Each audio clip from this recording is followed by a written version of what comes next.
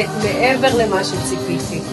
באמת, באמת, באמת מומלץ, מה זה מומלץ? בגדול.